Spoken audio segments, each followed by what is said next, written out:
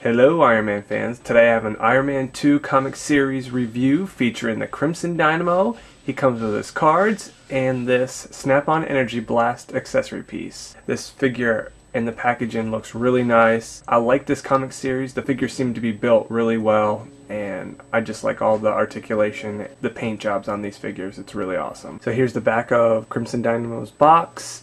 He was built by a Russian scientist, and he's every bit as powerful as Iron Man, manipulated by the Soviet masters. So you can see his accessory piece shows the blaster covering up his eyes to show you his power, which is nice. This comic series comes with those. It's really neat. Also, other figures in the back here, we have Iron Man Mark 1, Iron Man comic series, and Iron Man Stealth Operations. And not mentioned on the back here is the War Machine. And Crimson Dynamo is number 25. So one last thing I want to show you is the up-close packaging on Crimson Dynamo. And this figure is really awesome. Let's take him out of the package and check him out. So here we have Crimson Dynamo out of his packaging.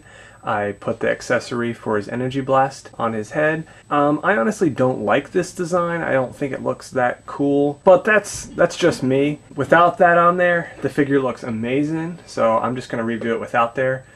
It's cool if you want to use it for stop motion and stuff, but like every day, just keeping that on there, it doesn't, for me, it doesn't look that great.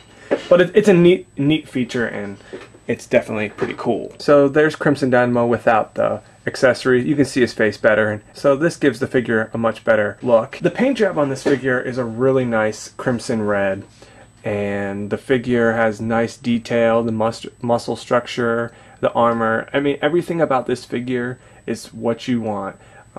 It feels strong, it feels durable. There's a couple joint problems on my figure.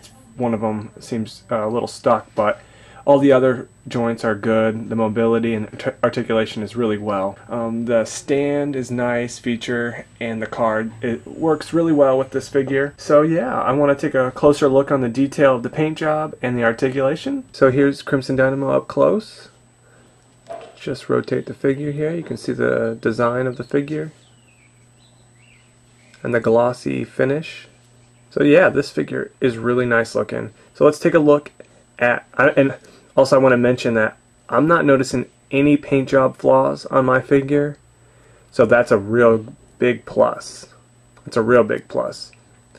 So let's take a look at the articulation. So his head spins around 180. It's a little tight up top because it's a little uneven, but it works. The shoulder, it rotates all around. The forearm, and then the hand spins 180. He's got the universal joint in the hip. It also pivots around.